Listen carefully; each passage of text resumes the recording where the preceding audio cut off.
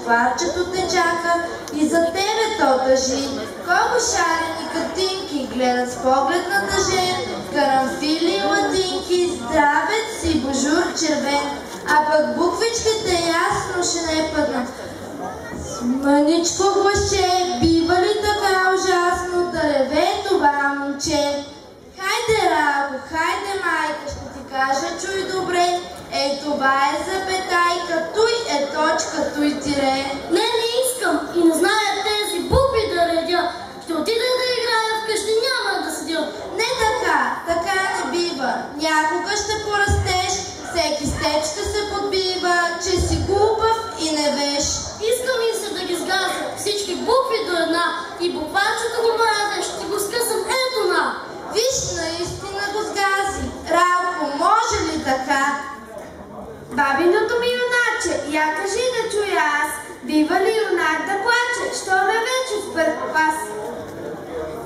От дума не разбира, все го моля да чете. И не ще ли та не ще? Що ме тъй да ме послуша, всичко да запамети. Слушай, моя мило внуче, на остри за ми коши. Цели 9 века в тази хубава страна, неграмотен бил човека и живеел в тъмнина.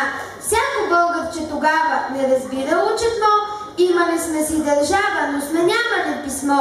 Соло, синко мой, живеели двама братя, умни, смели. Те измислили тогава българското АБВ, на което за прослава пишем дълги векове. Те са Кирил и Методи, извори на светлина, на славянските народи те създали книжнина.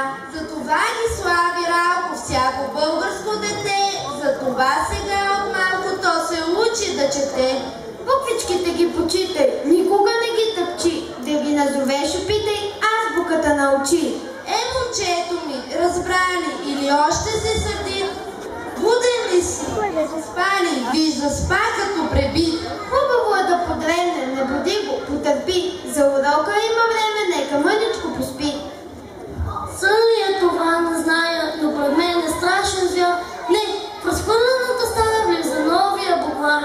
Ти ме нарани жестоко, скъса моите кори, няма той да ти простя, идвам да ти отмъстя. Ох, не дай букварко, мили! Ти ли не разбираш, ти ли?